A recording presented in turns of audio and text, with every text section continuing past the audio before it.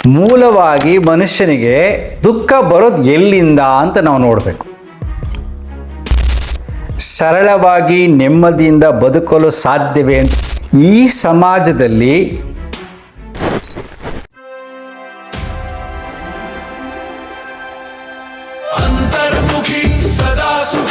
ನಮಸ್ಕಾರ ಸ್ನೇಹಿತರೆ. ಈ ಸಮಾಜದಲ್ಲಿ ಸರಳವಾಗಿ ನೆಮ್ಮದಿಯಿಂದ ಬದುಕಲು ಸಾಧ್ಯವೇ ಅಂತ ಒಬ್ಬರು ಪ್ರಶ್ನೆ ಕೇಳಿದ್ದಾರೆ. ಖಂಡಿತ ಸಾಧ್ಯ. ಆದರೆ ನಿಮಗೆ ಸತ್ಯದ ಅರಿವಾಗಬೇಕು. ಮೂಲವಾಗಿ ಮನುಷ್ಯನಿಗೆ ದುಃಖ ಬರೋದು ಎಲ್ಲಿಂದ ಅಂತ ನಾವು ನೋಡಬೇಕು. ಅದನ್ನು ಅರ್ಥ ಮಾಡ್ಕೊಂಡ್ಬಿಟ್ರೆ ಬದುಕೆಲ್ಲ ನೆಮ್ಮದಿಯಾಗಿರುತ್ತೆ, ನಮ್ಮ ಬದುಕು ಸೊಗಸಾಗಿರುತ್ತೆ, ಸರಳವಾಗಿರುತ್ತೆ.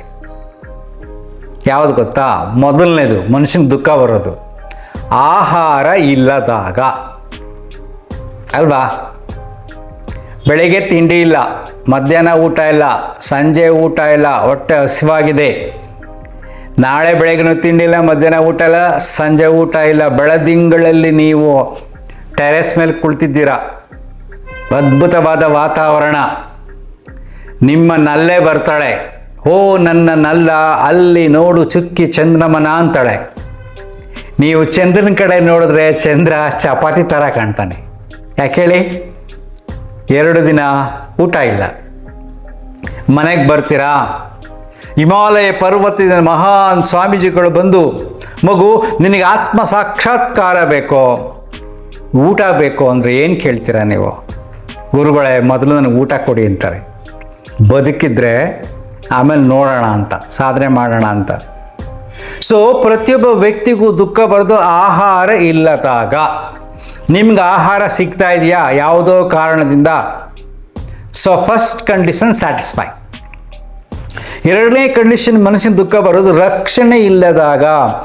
ಪ್ರಕೃತಿಯಿಂದ ರಕ್ಷಣೆ. ನನ್ನ ದೇಹ ಮಳೆಯಲ್ಲಿ, ಗಾಳಿನಲ್ಲಿ, ಬಿಸಿಲಿನಲ್ಲಿ ಒಣಗೋದನ್ನು ತಡ್ಕೊಳಕ್ಕಾಗಲ್ಲ. ಅದೇ ಪ್ರಾಣಿಗಳು ತಡ್ಕೊತಾವೆ, ಸ್ಕಿನ್ ಬೇರೆ ಥರ ಇದೆ. ಸೊ ಅದಕ್ಕೆ ನನಗೆ ರಕ್ಷಣೆ ಬೇಕು. ಈಗ ಬಾಡಿಗೆ ಮನೆ ಬೆಸ್ಟೋ, ಬೊಗ್ಗಿದ ಮನೆ ಬೆಸ್ಟೋ, ಸ್ವಂತ ಮನೆ ಬೆಸ್ಟೋ?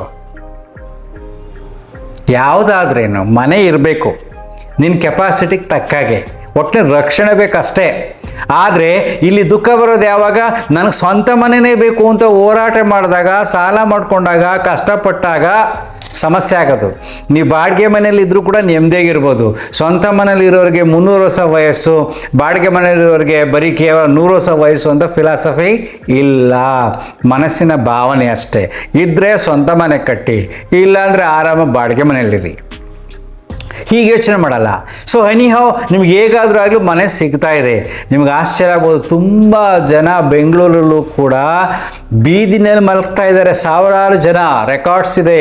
ಎಷ್ಟೋ ಜನ ಒದ್ದಾಡ್ತಾರೆ ಮನೆಗಳಿಲ್ಲದೆ. ನೀವು ಚೆಕ್ ಮಾಡಿ ನಿಮ್ಗೆ ಮನೆ ಇದೆಯಾ. 2ನೇ ಕಂಡೀಷನ್ ಸ್ಯಾಟಿಸ್ಫೈ. ದೆನ್ 3ನೇ ಕಂಡೀಷನ್, ನಿಮಗೆಲ್ಲ ಇರುತ್ತೆ, ಹಣ್ಣು ಹಂಪಳೆಗಳ ಆಹಾರ, ಪ್ರತಿಯೊಂದು ಮನೆ ಎಲ್ಲ ಇರುತ್ತೆ. ಆದರೆ ನೀವು ಒಂಟಿಯಾಗಿರ್ತೀರಾ, ನಿಮಗೆ ಪ್ರೀತಿ ಇರಲ್ಲ, ಗೌರವ ಇರಲ್ಲ, ನಿಮ್ಮ ಭಾವನೆನ ಹಂಚ್ಕೊಳ್ಳೋಕೆ ಯಾರೂ ಇರಲ್ಲ. ಮನೇಲಿ ಒಬ್ಬರೇ ಇರ್ತೀರಾ, ಖುಷಿಯಾಗಿರ್ತೀರಾ? ಸಾಧ್ಯ ಇಲ್ಲ. ಅಂದರೆ ಮಾನವ ಸಂಘಜೀವಿ. ಯಾವ್ದಾರು ಒಬ್ಬರು ನಮಗೊಂದು ಸಂಬಂಧಗಳು ಇರಲೇಬೇಕು, ಸಮಾಜದಲ್ಲಿ ನಾವು ಇರಲೇಬೇಕು, ಭಾವನೆಗಳನ್ನ ಹಂಚ್ಕೊಳ್ತಕ್ಕಂಥದ್ದಕ್ಕೆ. ಅದು ಯಾರು ಇದ್ದಾರಾ? 3ನೇ ಕಂಡೀಷನ್ ಸ್ಯಾಟಿಸ್ಫೈ. ಇಷ್ಟಾದ ಮೇಲೆ ಏನನ್ನು ಕೇಳುವ ಹಕ್ಕು ನಿಮಗಿಲ್ಲ ಭಗವಂತನ ಹತ್ತಿರ. ಎಲ್ಲರೂ ಹೋರಾಟ ಮಾಡ್ತಾ ಇದ್ದು ಇಷ್ಟಕ್ಕೇನೆ ಅಲ್ವಾ?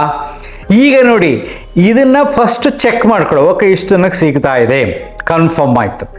ನೆಕ್ಸ್ಟ್, ಈ ಸಮಾಜದಲ್ಲಿ ನಾನು ಬದುಕಬೇಕು, ಮನಸ್ಥಿತಿ ಹೇಗಿರಬೇಕು, ನನ್ನ ಭಾವನೆಗಳು ಹೇಗಿರಬೇಕು, ನನ್ನ ಬಿಹೇವಿಯರ್ಸ್ ಹೇಗಿರಬೇಕು, ಇದ್ರ ಬಗ್ಗೆ ನಾವು ಚಿಂತನೆ ಮಾಡಬೇಕು. ನನ್ನ ನೆಮ್ಮದಿ, ನನ್ನ ಖುಷಿ ಬೇರೆಯವ್ರ ಮೇಲೆ ಡಿಪೆಂಡ್ ಆಗಿದೆಯಾ, ವ್ಯಕ್ತಿಗಳ ಮೇಲೆ ಡಿಪೆಂಡ್ ಆಗಿದೆಯಾ, ವಸ್ತುಗಳ ಮೇಲೆ ಡಿಪೆಂಡ್ ಆಗಿದೆಯಾ ನೋಡಬೇಕು. ಈಗ ಮೊದಲು ನಾವು ನೋಡೋಣ. ನನಗೆ ಖುಷಿ ವಸ್ತುಗಳ ಮೇಲೆ ತುಂಬ ಜನ ಡಿಪೆಂಡ್ ಆಗಿರ್ತಾರೆ. ವಸ್ತುಗಳು ಅಂದರೆ ಈಗ ಹೆಣ್ಮಕ್ಳಿಗಾದರೆ ಚಿನ್ನದ ಸರ, ಬಟ್ಟೆ, ಗಂಡು ಮಕ್ಳಿಗಾದರೆ ಒಳ್ಳೊಳ್ಳೆ ಲಕ್ಸುರಿಯಸ್ ಕಾರು, ಒಳ್ಳೆ ಇಂಟೀರಿಯರ್ಸು ಮನೆಯಲ್ಲಿ, ಅವೆಲ್ಲ ಇದ್ರೇ ಚಂದ. ಜನ ನನ್ನನ್ನು ಆಡ್ಕೋತಾರೆ. ಮನೆ ಸೋಫಾ ಇರಬೇಕು, ಫ್ರಿಡ್ಜ್ ಇರಬೇಕು, ದೊಡ್ಡ ಟಿ ವಿ ಇರಬೇಕು, ದೊಡ್ಡ ಕಾರ್ ಇರಬೇಕು. ಇದು ವಸ್ತುಗಳು.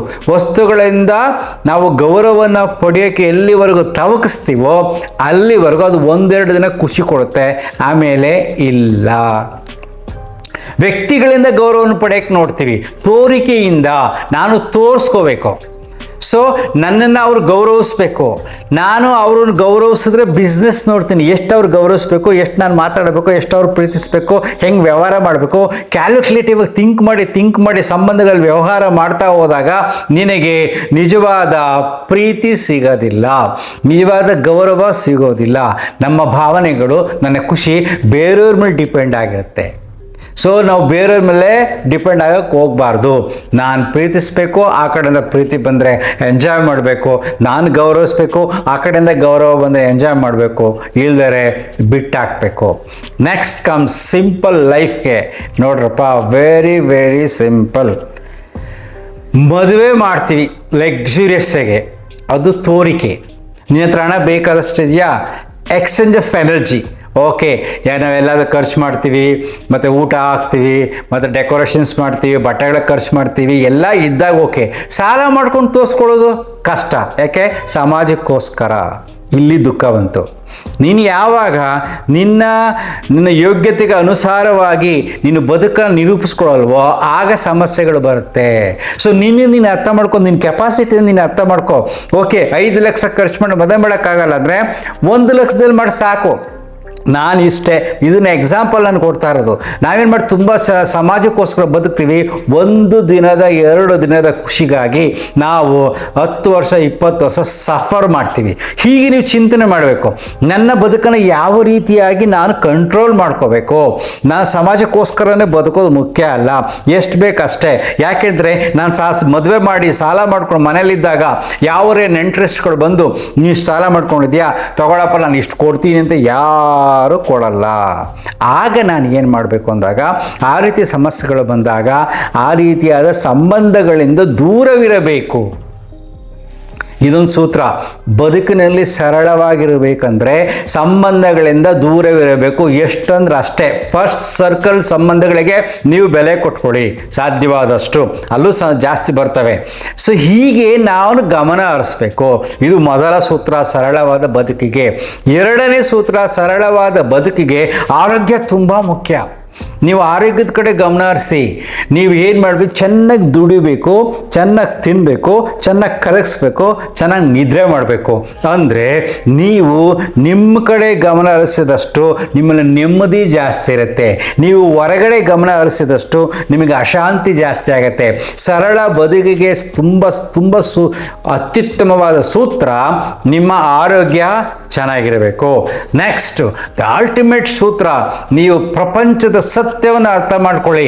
ಎಷ್ಟೇ ಶ್ರೀಮಂತರಾಗಿರಲಿ, ಕೋಟಿ ದುಡ್ಡಿರಲಿ, ಎಕ್ಸ್ಟ್ರಾ ತಿನ್ನೋಕ್ಕಾಗಲ್ಲ, ಎಕ್ಸ್ಟ್ರಾ ಬದುಕೋಕ್ಕಾಗಲ್ಲ, ಎಕ್ಸ್ಟ್ರಾ ಬಟ್ಟೆ ಹಾಕೊಳ್ಳೋಕ್ಕಾಗಲ್ಲ. ನನ್ನ ಹತ್ರ 100 ಕೋಟಿ ಇದೆ ಅಂದ್ಬಿಟ್ಟು ಅವ್ನು 200 ವರ್ಷ ಬದುಕೋಕ್ಕೆ ಸಾಧ್ಯ ಇಲ್ಲ. Every one is control by law of nature. ಪ್ರತಿಯೊಬ್ಬ ವ್ಯಕ್ತಿಯು ಪ್ರಕೃತಿಯ ಅಧೀನದಲ್ಲಿದ್ದಾನೆ. ಪ್ರಕೃತಿ ಕಂಟ್ರೋಲ್ ಇಟ್ಕೊಂಡಿದೆ. ಅದನ್ನು ಮೀರಿ ನೀನು ಏನೂ ಮಾಡೋಕ್ಕಾಗಲ್ಲ, ನೀನೇನೂ ಬದುಕೋಕ್ಕಾಗಲ್ಲ. ಈ ಸತ್ಯವನ್ನು ಅರ್ಥ ಮಾಡ್ಕೊಳ್ಳಿ. ಅರ್ಥ ಮಾಡಿಕೊಂಡು ನಿನ್ನ ಸೀಮಿತವಾದ ಆದಾಯದಲ್ಲಿ ಬದುಕನ್ನು ನಿರೂಪಿಸ್ಕೊಳ್ಳಿ.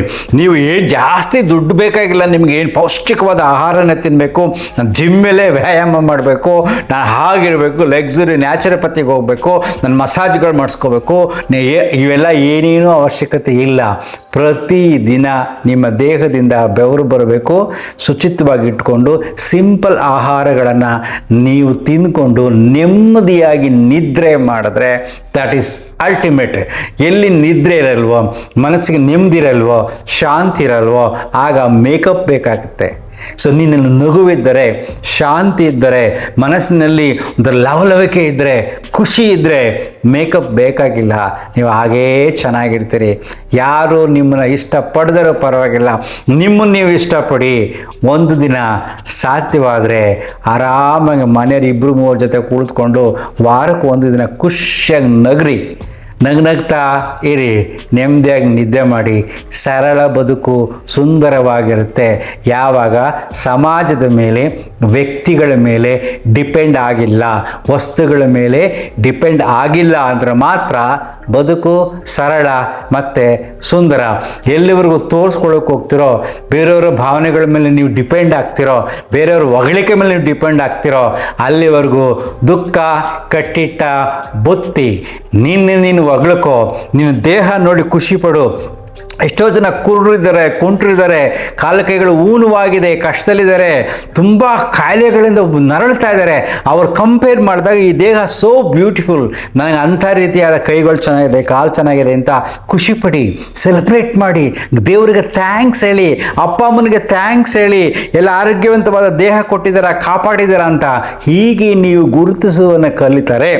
ಗ್ರ್ಯಾಟಿಟ್ಯೂಡ್ ಅಂತ ಕತೆ, ಕೃತಜ್ಞತಾ ಭಾವ ಏನಿದೆಯೋ ನಿನ್ನ ಹತ್ರ, ಆ ಭಾವನೆ ನಿನ್ನಲ್ಲಿ ಬಂದಾಗ ಅದೇ ಪರಿಶುದ್ಧವಾದ ಭಾವನೆ, ಪರಿಶುದ್ಧವಾದ ನೆಮ್ಮದಿ, ಶಾಂತಿ, ಖುಷಿ ಅಲ್ವಾ?